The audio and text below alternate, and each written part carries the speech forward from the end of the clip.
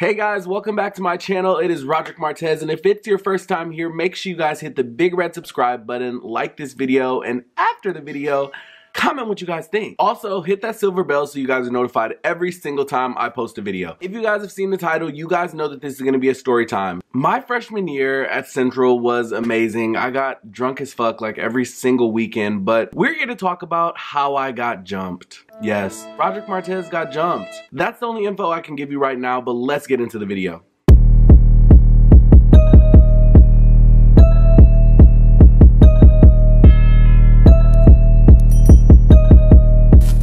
So it all started about the second week that I was at Central Michigan University. I still hadn't moved into my new dorm, and I decided that I was going to go to Michigan State for the weekend, which was only about an hour away. If you guys pay attention to sports or college athletics, you guys know what Michigan State University is. It's one of the biggest, if not the biggest, universities in the state of Michigan, and it's in Lansing. So it was about an hour away from Central, which is in Mount Pleasant. So I decided I'm gonna go there with my roommate and some of my other friends, and we're just gonna have a fucking ball because a lot of my friends from high school and everything went there, and you know, it was my second week at Central, so I really had no friends. So unlike a lot of my friends, I actually had my car on campus. At the time, I think I had like a 2015 Dodge Journey, and it was an RT, so everybody loved getting in my car. I think I had 3 rows, so yeah, I had 7 seats in the car. We could pretty much go anywhere, and I wasn't one that was like afraid to drive. Like, I will always be down to drive, take a road trip, like that was my thing. So if we had to drive a long distance, I was gonna do it because I like having fun and I like being around my friends. So I said, let's go. Let's name my roommate Jordan. So me and Jordan decide that we're gonna go and get liquor beforehand because at the time we were about 18, we can't really buy liquor. So we went and had one of our friends that was 23 go and get us liquor from the liquor store. So we got the liquor beforehand and we set off to Michigan State. Now I had about 3 friends that were girls at Michigan State, and they went to high school with us. So they were gonna be the people who we met with and like drank with, and then eventually, so we thought, go to a party with. Didn't end up happening because I got my ass beat, supposedly. So mind you, this is about 5 years ago, so my memory may be a little hazy, just a little bit. But by the time we had got there, we went to go pick up my 3 friends that were girls. They were all at the same place, and they tell us about this kickback that's going on. So just a little something about me. I don't really do house parties because where I come from, Detroit, house parties are stigmatized and a lot of bad stuff can happen in a house. There's only 2 exits, the front door and the back door. So if somebody's blocking the back door, you got to get all the way through the front door, and just going to house parties in urban areas is just not really the move because a lot of bad stuff happens at them. With that being said, going to a college house party and going to a house party in Detroit or any other major city is totally different. I would never go to a house party in Detroit or anything like the sort. And I think that this holds relevance to this because after I picked up the girls, they decided that we were gonna go to this pregame at a house in Lansing. So, you know, me being a little green behind the ears, I don't really know much about Lansing nor the people that like reside within. Not to speak bad about the city, but I mean, Lansing is pretty ghetto. No offense. East Lansing is where Michigan State is, but Lansing is pretty ghetto. So we pull up to these apartments, and off rip, I already knew something was going on because there's a whole bunch of niggas just sitting on the balcony of the apartment. And it's on the first floor, so they just sitting on the balcony of the apartment. And all I hear is Detroit music playing. That was the first sign. So after seeing all of these niggas just sitting on the balcony, I was like, okay, well, this doesn't seem like my crowd of people anyway. And, you know, I grew up with a pretty diverse set of friends. Like, I had white friends, black friends, all of that. And these just seemed like a bunch of hood niggas. Never in my life have I ever, like, got along with hood niggas. Like, we're just not the same, you know? Like, I don't go to your parties, you don't come to my parties type things. And that's, like, not being discriminatory. It's just, like, we're not the same. I wasn't raised around that type of vibe, that type of time. So I'm not feeling it. So these niggas are just sitting on the balcony blasting their little Detroit music, and I'm just like, oh, okay. Well, I tell my friends that are girls, I'm not going in there, so I'm just gonna sit out here. You guys can go do what you're about to do, because we had other plans too. So I'm like, so we really don't have to stay here. You guys can go in for a few minutes or whatever, and I'll just stay outside. So me and Jordan are just chilling in the car or whatever, listening to music, and I guess something happened that, like, Jordan had decided that he was gonna get out of the car and go in or something, and then I saw one of my friends and I got out of the car. I got out of the car and I walked probably not even 20 feet away, but the car was still on. It was unlocked, but I was next to it, so I could see it. I could see everything. So I'm standing about 20 feet away from the car, and I'm just talking to my friend. So we've been out here talking for about 6 minutes. So my back is turned to the car, and I don't know what told me, but something told me to just turn around and look at my car. So I turn around, and I look at the car, and I see a nigga like on the driver's side going through my stuff, and I see him like then walk away from the car. So when I see this happening, of course, like out of reflex, I turn around and I start walking towards and say, hey, what are you doing? Like, this is my car. So right when I said that, oh, dude just walks away. Like, he just walks away. So I'm like, okay, this is weird. Like, what happened? So I look in the car, and immediately I noticed that my phone is gone because it was connected to the radio. I got played. He stole my phone. So I say that I noticed this probably in about 15 seconds. And I just looked around for it, and then I turned around and I could still see the guy. He was just walking like in the middle of the parking lot. Clearly, you came from the party and you were over by these balconies, so you just wanted to get away. No, I'm not playing that. Close my door. I lock the door, and I kind of walk fast up behind the guy, right? So when I walk in, so as I'm walking up to dude, I said, hey, and he's acting like he cannot hear me. I don't get it. Like, you're acting like you can't hear me. So clearly, like, we both know you took my phone. We both know you took my phone. So I literally had to tap old dude for him to turn around. So I tapped him, and I said, hey, bro, give me my phone. You took it, right? This nigga says, I don't know what you're talking about. I don't know what you're talking about. I don't have your fucking phone. Get the fuck away from me. So I said, nigga, you have my phone. Give it back. I saw you in my car. And this is where it all went left. So when I said that, he decides to tell me that if I don't back the fuck up, he's gonna beat my ass. So anybody who knows me knows that when people threaten me, or when people like say dumb shit to me and just like act pretty threatening, I have a little temper and it comes out. So right when he said that, I decided that I was gonna hit the bitch in the face. So immediately, clank, little did I know, as we were having our little discussion, there were niggas that were walking up behind me. So what was going through my head at the time, when I hit him, I didn't really give a fuck about the phone. After I hit him, old dude fell. So I took it as a win in my book. Unbeknownst to me, these niggas are surrounding me. Right when that nigga hit the floor, niggas just jumped on me, bro. Like, I swear it was about 12 niggas. Everybody was hitting me from all different directions.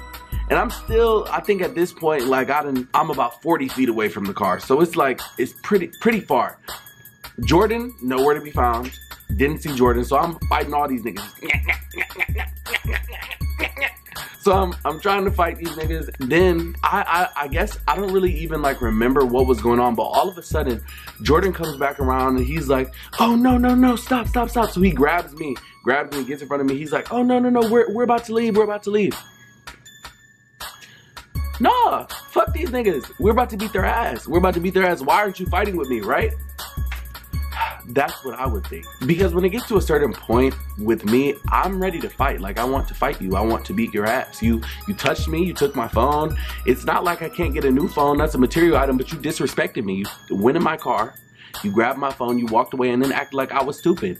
One thing you won't do is play with my intelligence, because I'm very smart. Like, I'm very smart. I've always been in advanced classes. I'm very smart. So just don't play with my intelligence, because that's the first way to piss me off. At this point, Jordan starts pulling me to the car. So he's like, come on, nigga. Come on, we gotta go. Blah, blah, blah, blah. Mind you, I still don't have my phone. All the niggas is mad. They all like surrounding us. They're still following us. He runs to the side, get in the car. I run to get in the car. And somehow the girls, they see what's going on and they run to get in the car too. So I'm pulling off. All these niggas throwing shit at the car, blah, blah, blah. I guess they threw shoes or whatever. It wasn't anything glass because I didn't have no damage to my car. Like, nothing happened to my car, but they were throwing shit or hitting the car. I just know I heard bangs and bangs and bangs. So at this point, I'm mad because I done got jumped.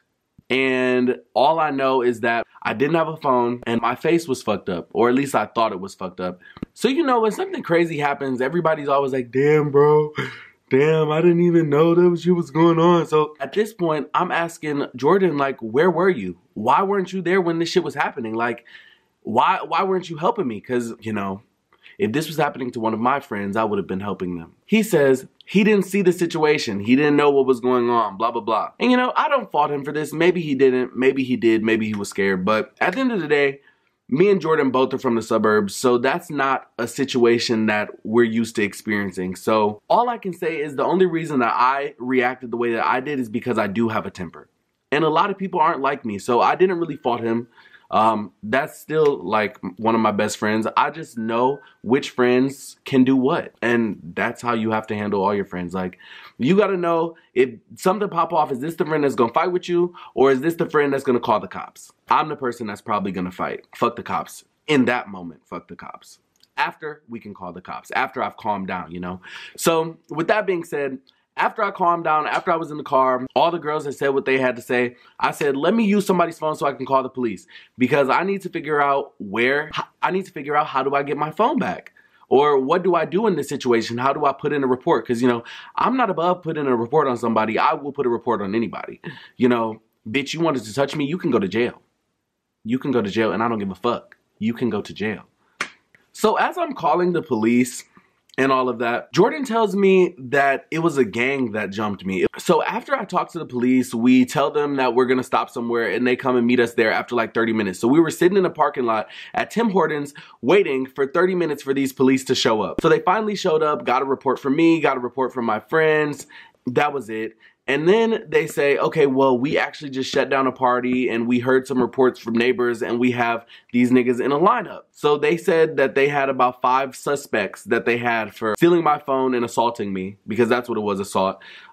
So they took me in the backseat of their police car, drove up to the parking lot of the apartment complex that we were in, and I saw this lineup of niggas. And then the police officers say, do any of these guys look familiar? I wished so bad that it was one of those guys, but it was none of those guys. And you know, I had to tell the police officer no. And I mean, I didn't really remember everybody's face. The only person's face I remember is the one who actually like put his hands on me and took my phone. Everybody else, it was pretty much a blur.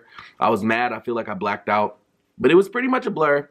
So I think that after all of this happened, and after I looked at all these guys and figured out that none of these guys were the people that took my phone, I literally just went to my friend's house and drank, got drunk, and then went out to a party. Literally, I acted like nothing happened. Like, I mean, I wasn't like so upset that somebody had taken my phone, because it's just a phone. But after Jordan had told me that it was a gang that jumped me, apparently he said that they had a gun. So, I mean, in all actuality, I'm glad that I'm still here. I'm glad that I could tell the tale. And I'm glad that nothing happened to me or my friends. It was, like I said, it was just a phone. And literally, I have insurance, and I got a new one in 2 days. I ended up having a black eye and a bruise on my lip, and it lasted for 2 weeks. So all I have to say is, for me to have gotten jumped by 12 niggas, don't you think that they would have done more? And I feel like I was like holding my own anyway, even without my friend coming and trying to save the day. After this situation, everybody around me, like my mom and a few of my other friends, were mad at my friend Jordan for not like jumping in. But I mean, I give him his props. He did like pull me out of the situation, you know. If they had a gun and, you know, I had kept going, I could have gotten shot, I could have been killed. I don't know. And, you know, black on black violence is so prominent in our communities now that, you know, probably could have happened. But yeah, nothing really came out of the situation. I just got a black eye and a bruised lip and no phone. And then I had to get another one. So if you made it this far in the video, that's pretty much the whole story. Thank you so much for watching, and let me know down below in the comments what you guys think of this story time. Let me know if you want to get more story times, because I definitely want to tell you guys more about my life. I definitely want to let you guys get to know me a little bit better. If you guys have noticed, I dyed my hair honey blonde. I'm really liking it, and some people in the comments have been saying that they don't like it. My response to that is, you can continue sucking my because I'm not gonna change it, and I like what the fuck is on my head. And see, that's the thing, it's my head. And if you want to do something to your head, go ahead and do it, because I'm not going to tell you what to do with your shit, okay? I'm not going to tell you anything about anything that you have to do. I'm going to support it. I'm going to like it. And, you know, it has nothing to do with me. My perspective is my perspective. Yours is yours. Keep it to yourself. It literally costs $0.00 to shut the fuck up. Save your money, sis. And that's all I have to say. Peace be unto you.